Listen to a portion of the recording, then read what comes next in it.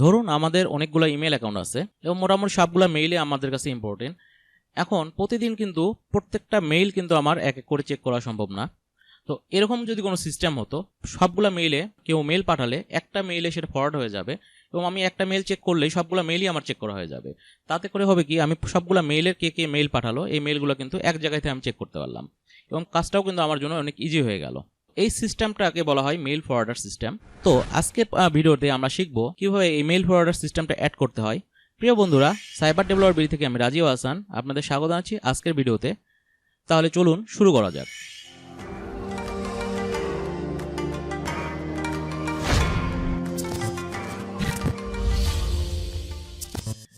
Email forwarder add করার জন্য প্রথমে আমাদের cPanel লগ ইন করতে হবে। cPanel লগ ইন করার পর ইমেলের আন্ডারে এরকম ফরওয়ার্ডার্স নামে একটা অপশন দেখতে পারবো।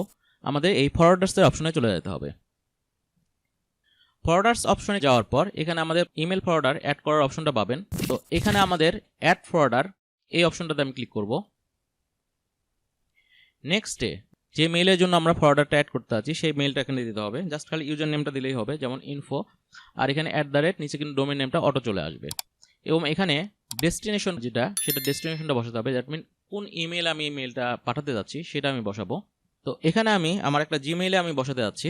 তো এই জিমেইলটা আমি এখানে বসাই দিলাম। এই দ্যাট মিন আমাদের ইনফোতে যতগুলো মেইল আসবে আমাদের কিন্তু এই জিমেইলটাতে মেইল চলে যাবে। দ্যাট মিন আমি যদি প্রতিদিন এই জিমেইল চেক করি তাহলে কিন্তু আমাদের যত রকম ওয়েব মেইল আছে সবগুলা মেইল এই একটা জিমেইল থেকে কিন্তু আমি মেনটেন করতে পারবো। দ্যাট মিন আমার কোনো মেইল যদি রিপ্লাই দেওয়ার দরকার পড়ে আমি জাস্ট ওই নির্দিষ্ট ইমেইলে লগ ইন করে তার কিন্তু রিপ্লাই দিতে পারবো। আর যদি প্রয়োজন না মনে করি সেক্ষেত্রে কিন্তু আমি জাস্ট মেইলগুলো কিন্তু চেক করতে পারতেছি। তো আমি এখানে জিমেইল বসালাম আর উপর হচ্ছে ইউজার নেম দেওয়ার পর আমি জাস্ট সিম্পলি অ্যাড ফরওয়ার্ডার্স এই বাটনটাতে ক্লিক করলাম। ক্লিক করলে কিন্তু আমাদের ফরওয়ার্ডার যে সিস্টেমটা এটা কিন্তু অ্যাড হয়ে যাবে।